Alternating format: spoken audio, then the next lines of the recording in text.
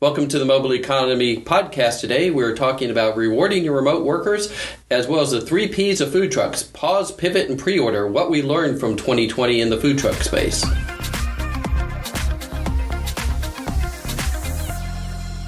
Thanks for joining us today on the Mobile Economy podcast. You might notice I have somebody new sitting next to me. Patrick, how are you doing today? I'm well. How are you? Good. So Patrick is new to Team Moblz here, and no, Dominique is not gone. She's just behind the camera today. We will bring her back out here, but today she's decided to run the camera and the audio instead of be on set with us here today. So Patrick, give us a 2-second intro about yourself. My name's Patrick, last name Dudnay. I'm originally from New Jersey. I've been down in North Carolina 10 years. I used to be a teacher, and then I started working on a food truck, and then I started working with Moblz. So I'm kind of all over the place. Excited to be with the team and hopefully be able to grow the Moblz brand. Yep.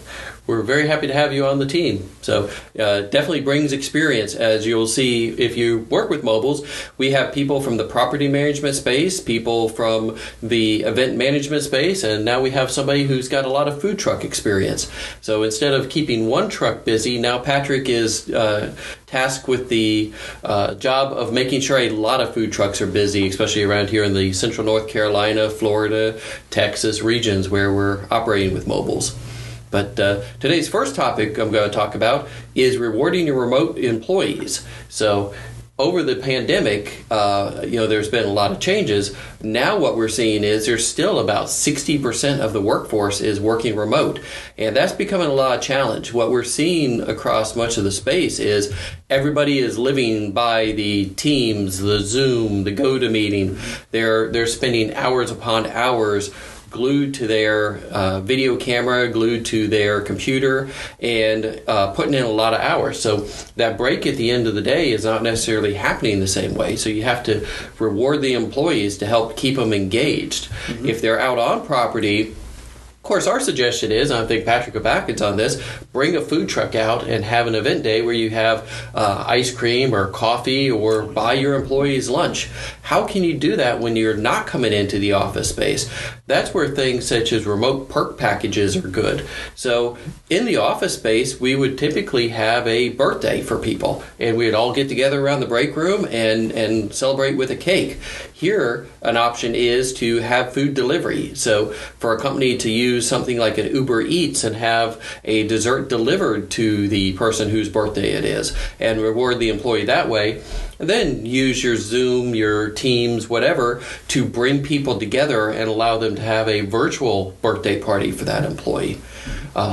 Another thing is everybody is working, and you think because you're at your house, you're going to have more free time. That doesn't necessarily happen. So things like chore services are something that we definitely suggest. Companies like in this market in Charlotte, and they're popping up all over the place, companies like Laundry to You is a good way for a company to reward their employees or for somebody to lift some of the burden. You can have somebody come and pick your laundry up out of your car in your apartment place or your house. They will come pick up your laundry, take it away, fold it, wash it, and bring it back to you. Doesn't that sound like a good perk? Yes, I hate folding clothes. Yes, yeah, me too. And I would like to have that as a perk, but they don't service Hillsborough, so you have to be in the Apex area or down in the Charlotte market to get that service today. But that is also a good perk and reward. The other item is think about your employees' mental health and their physical health. Because they're at the office, or not at the office, they're at the house and they're working these many hours. Sometimes that's putting an unseen mental toll on everybody, but also physical. People have, you talk about the 15 pound that everybody's putting on with the pandemic.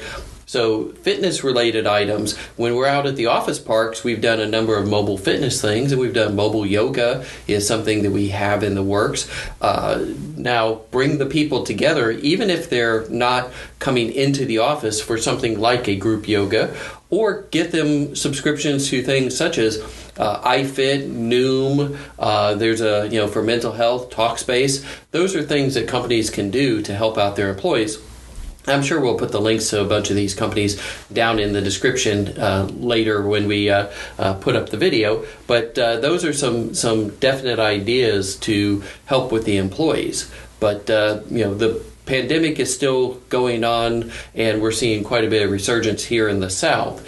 So one thing I will let you know is from Moblz, look for us doing mobile COVID clinics for giving out the booster shots as well as the first shots to people will be something that we're working heavily on, and to help people be able to get back to being a little more healthy with everything going on with the pandemic. But I want to talk with you a little bit, Patrick. What did you see during the pandemic? I mean, you were operating a food truck during the pandemic. So talk to us about the 3 Ps of keeping the trucks on the road. Okay. There was a lot of uncertainty and transition during that period. So trucks really needed to kind of figure out where we were going to go. Operating a truck is fairly expensive. So when something like a pandemic, which we were not used to seeing, thankfully, came, we really needed to get together and figure out some things. So some of the things I'm going to talk about are some of the stuff that the trucks in the Triangle did to stay afloat and to remain successful during that time period. Typically, trucks are used to doing 6 to 8 events a week. And that depends on availability, staff, weather. So when things are perfect, that's kind of where you want to be. Trucks also, especially in this area, relied heavily on RTP, the Research Triangle Park, in that area with all the office complexes for lunches and rodeos. And when that got taken away, you're talking about some trucks had a 50% drop in business. When you are a family operated and a small business, something like that is not very sustainable for you. So some of the things that trucks started to do, one was look at themselves and see what they could streamline, what they could do better, what menu items they could offer, and then also some of them went to social media. Yeah. So with social media, it was a matter of, okay, I needed to start posting my schedule. I needed to maybe piggyback off some of the things that were happening. Operating a truck, long hours, so you don't really have time to get on the latest TikTok trend. But if you were aware of it, or there's something that you can maybe particularly take and bring to your truck, it was helpful. So it turned you guys into better marketers of your own brand and everything. But right. And it also took away the reliability of knowing that what we had done wasn't going to work. Right. Yeah. Right. So that predictability was taken away. Yeah, and it also kind of opened up too because food bloggers started doing more pieces. So you had actual people who weren't associated with you doing some of the marketing and helping you as well because they enjoy your food. And so now you had to kind of get behind the scenes, take more pictures, get yourself out there with the different hashtags. Some of the things like Boricua Soul or like Speedy Turtle, they were big on getting information out to their customers. Schedule changes, if they were doing different type of events, and if a meme kind of fit, they use that as well because it just kind of helped bring your brand out further to people. Well, those type of things brought a little more levity and fun to it. So it was something that was more shareable. So it also made it so that the public could help promote your brand. And that's something we like to talk about is also turn your eaters into fans and then turn those fans into marketers for your own brand. Absolutely. Because if they love your food, they love your personality as a food truck operator, they will love you on social media is what we keep finding. Mm-hmm. So. There was a truck smacking place. They're fairly new, and they are really aggressive with like the high quality videos that they do about their brunch events, and they add music, and it's just really engaging, and it just keeps people kind of more about the food and where they're going to be. Also, it forced trucks to kind of think outside of the box.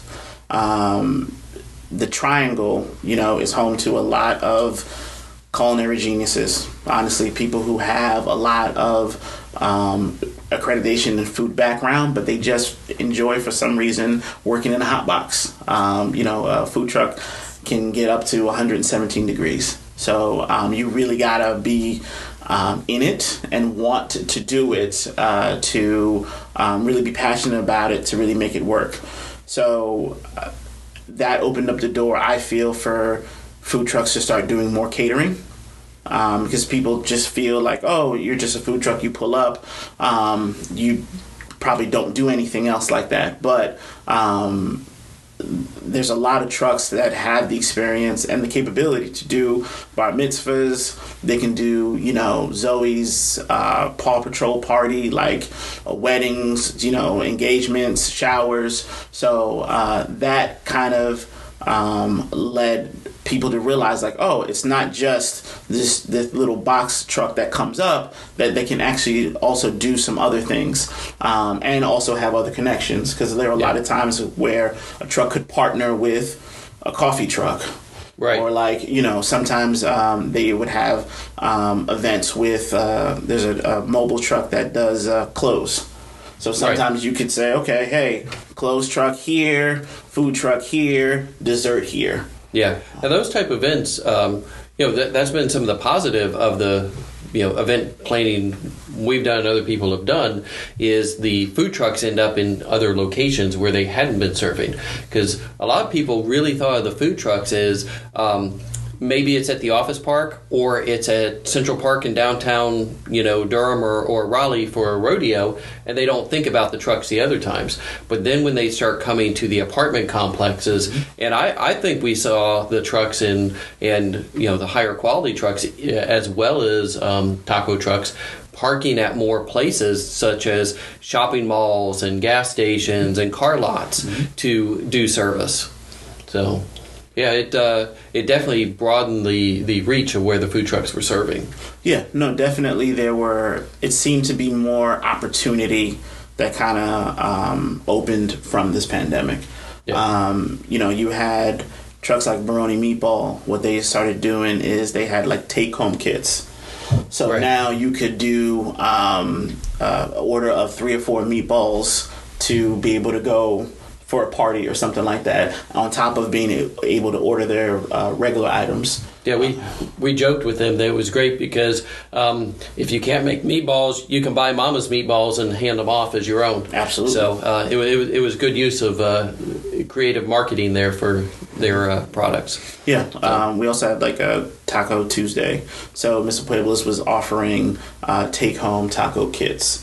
So, it was kind of cool, like where you could go to the truck, get the kit, and then you can go home and you're having like a huge family-style dinner.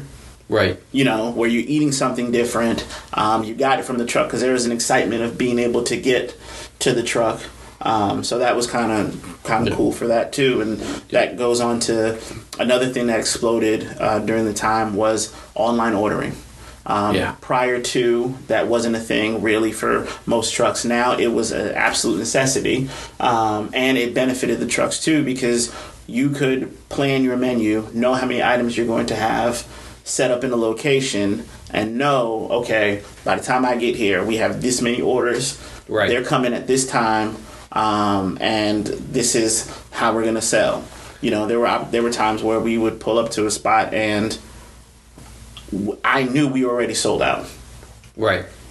I knew because of the tickets and the online system that we had set up. It was like, okay, these orders, we do this, and then we're done. Right. It was also, to tie back to what we talked to before, you kind of put that kind of stuff online as well.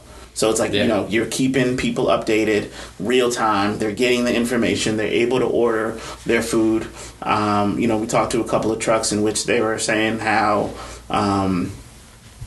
it's become a huge lifeblood for them, where people don't want to just stand in line waiting to order or whatnot. They know exactly what they want. They've looked at the menu, they see it, and they can just go place the order, go to the food, and pick it up. Now, one thing I will give advice on the tech, because it's something I've experienced with the online ordering. It's absolutely fabulous for so many trucks. Truck operators, when you get a system like this, make sure you place a number of orders and test it out. Because I know of a couple of ordering systems. I was at a location that had online ordering a couple of weeks ago, and I was treating people like we treat employees to a meal. It was impossible to do it with the online ordering because each person was placing their own order. The ordering was a little more complex. You had to put in all your special, you needed to name it so that it was Eric's order, it's Patrick's order. And then, since everybody's doing it from their phone, they've already got their Google Pay or their Apple Pay saved, and it was hard to use the company credit card to pay for multiple meals. So that establishment made it extremely difficult to buy more than one meal at a time. We've also seen where a couple of companies have put in loyalty programs. So buy so many tacos, get a free one, right? Very good. But what would happen there is the first order of the day got the points. So if you place your second, third, or fourth order, like we're treating somebody, you don't get points on the whole order. You only get on the first order. So if you place your order and then they upsell you something, like a lemonade while you're at the truck waiting for your order to finish up, you don't get points on that. And that causes some negative reviews online. I wasn't fully aware of what was happening about that. We had placed orders with this given truck and didn't know about the points problem until reading about it on social media. And that's not where you want to find out that you have a problem with your loyalty program, is when people are talking bad about your loyalty program on your own Facebook account. Or on Twitter and hashtagging you. So make sure that everything works very well in that. Definitely. And lastly, what helped trucks during this time also was the fact that they were able to start going to the people. After a while, I was guilty of it, with everything being shut down, I just got tired of eating the same things. So when a truck was able to come to my neighborhood, that was a game changer. And that's what started happening, where neighborhoods were, HOAs were setting up trucks to come to the neighborhoods. So now you had the opportunity to post it online, have the HOA also post it online, neighbors, neighborhoods, all that would go. They could pre-order. Yep. Okay. So now you would pull up and you'd be able to get your cuisine out to folk that you weren't being able to prior to, and it just kind of became really exciting because neighborhoods were now fighting to see what trucks they could get. Taco Tuesday became Taco Tuesday in Apex and in Morrisville, and they had their different neighborhoods trying to attract the trucks to it, and it was really helpful.